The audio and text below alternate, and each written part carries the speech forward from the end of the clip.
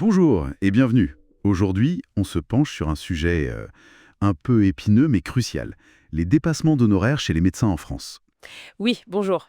C'est un sujet important. On parle quand même de près de 2,7 milliards d'euros chaque année qui sortent directement de la poche des patients ou de leur mutuelle. Exactement. Et l'idée ici, c'est vraiment de décrypter un peu ce système, pour que chacun puisse mieux gérer son budget santé. Tout à fait. Alors, pour commencer simple, c'est quoi un dépassement d'honoraires? C'est tout simplement la partie des frais qu'un médecin facture au-delà du tarif de base fixé par la sécurité sociale. Ce tarif de base, qu'on appelle aussi tarif conventionnel, C'est ça. Et le point vraiment essentiel à retenir, c'est que la sécurité sociale, elle, ne rembourse jamais cette partie supplémentaire. Jamais. donc si je vais voir un spécialiste par exemple, et qu'il me facture 80 euros, alors que le tarif Sécu est, disons, 30 euros. Eh bien, les 50 euros de différence, ce sont les dépassements d'honoraires. Voilà, c'est cette somme qui n'est pas couverte par l'assurance maladie obligatoire. D'accord. Mais j'imagine que ce n'est pas si simple. Tous les médecins ne fonctionnent pas pareil. Il y a des histoires de secteurs, c'est ça? Exactement. Il y a principalement 3 secteurs tarifaires pour les médecins libéraux. D'abord, le secteur 1. Le secteur 1. Là, ce sont les médecins qui appliquent les tarifs conventionnels, sans dépassement. Enfin, sauf cas très exceptionnels, comme une exigence particulière du patient. La majorité des généralistes sont en secteur 1. Ah, ok. Et pour les spécialistes? C'est moins fréquent. Moins de la moitié des spécialistes sont en secteur 1. D'accord. Donc, si on veut éviter les dépassements, il faut chercher un médecin de secteur 1. Bon. Et le secteur 2 alors? Alors, le secteur 2, ce sont les médecins qui sont autorisés à pratiquer des dépassements d'honoraires.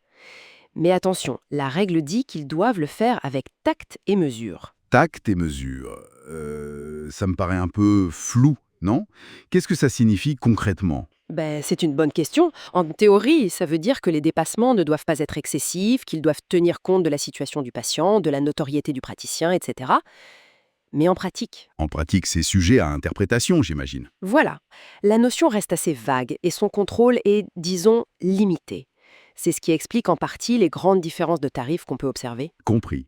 Et il reste secteur 3. Oui, le secteur 3, là ce sont les médecins dits non conventionnés. Leurs tarifs sont complètement libres.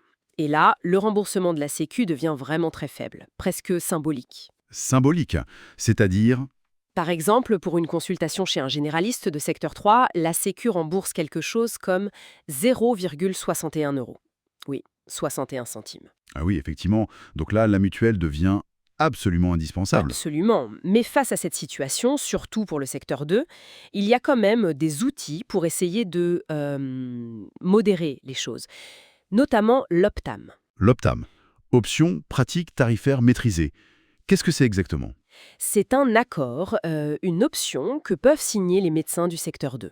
En adhérant, ils s'engagent à limiter leur dépassement d'honoraires selon des règles définies avec l'assurance maladie. Ils étaient d'ailleurs assez nombreux, plus de 18 000 en 2025. Et il y a une nouveauté en 2025. Vous parliez de l'Optamaco. Oui, c'est ça. C'est une évolution qui intègre spécifiquement les actes d'anesthésie souvent coûteux et qui utilise une période de référence plus récente pour calculer les engagements tarifaires. Une tentative, disons, de mieux cibler certains actes. D'accord. Mais pour le patient, quel est l'avantage concret de choisir un médecin qui a signé cet Optam? L'avantage est financier via la complémentaire santé, la mutuelle. La plupart des contrats aujourd'hui, environ 90%, sont des contrats dits responsables. Oui. Et ces contrats responsables remboursent mieux les dépassements des médecins Optam.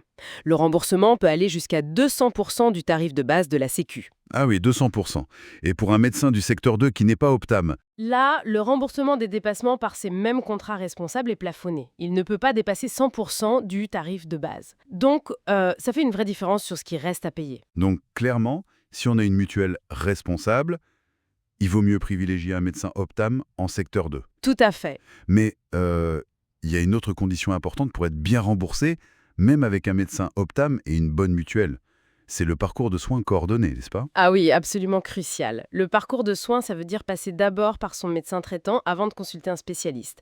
Sauf pour certains accès directs autorisés comme le gynécologue, l'ophtalmo. Et si on ne respecte pas ce parcours? Eh bien, le remboursement de la sécurité sociale est déjà moins bon, mais surtout, le remboursement des dépassements par la mutuelle, même pour un médecin au PTM, peut être fortement réduit, voire annulé selon les contrats. D'accord. Donc Médecin traitant d'abord, c'est la règle d'or pour optimiser ses remboursements. C'est ça, c'est la clé. Bon, on commence à y voir plus clair. OPTM, parcours de soins. Mais il y a un autre élément qui complique l'équation. C'est la géographie. Les tarifs ne sont pas les mêmes partout en France, hein. Non, loin de là. Une enquête récente de l'UFC Que Choisir l'a encore montré en 2024. Il y a des disparités géographiques vraiment très importantes. Vous avez un exemple? Oui, par exemple, pour une consultation chez un gynécologue, Hmm.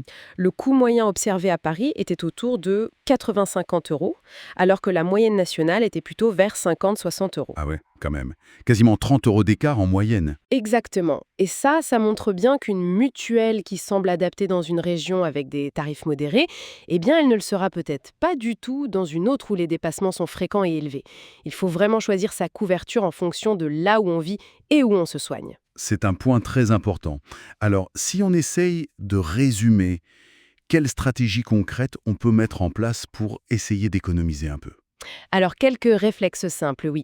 Premièrement, quand c'est possible, privilégier un médecin de secteur 1, surtout pour les consultations courantes. Ok, secteur 1 en priorité. Ensuite, si on doit consulter un médecin de secteur 2, vérifiez s'il est adhérent à l'Optam. C'est facile, on peut le voir sur l'annuaire santé du site amélie.fr. Amélie.fr, d'accord. Et une autre piste? Oui, il ne faut pas oublier les centres de santé. Les centres mutualistes ou même municipaux dans certaines villes. Ils pratiquent souvent des tarifs encadrés, voire le tarif Sécu sans aucun dépassement. Bonne idée, les centres de santé. Donc, en gros, si je récapitule, bien comprendre les secteurs, identifier les médecins Optam si on va en secteur 2, toujours respecter le parcours de soins et bien sûr, choisir une mutuelle adaptée à ses besoins et à sa localisation. Ce sont un peu les clés, quoi. C'est tout à fait ça. Ce sont les leviers principaux pour mieux maîtriser son budget santé face au dépassement. Parfait, merci beaucoup pour ces éclaircissements. Avec plaisir. Et peut-être juste une petite réflexion pour finir. Au-delà de ces mécanismes actuels, comment est-ce que l'évolution des pratiques médicales, je pense à la télémédecine par exemple, ou aux nouvelles technologies, comment tout ça pourrait influencer la structure des tarifs et des dépassements dans les années à venir? C'est une question intéressante, je trouve, sur l'anticipation qu'on doit avoir. Une excellente question pour conclure, en effet, de quoi réfléchir à l'avenir de notre système de santé et de son financement. Merci encore.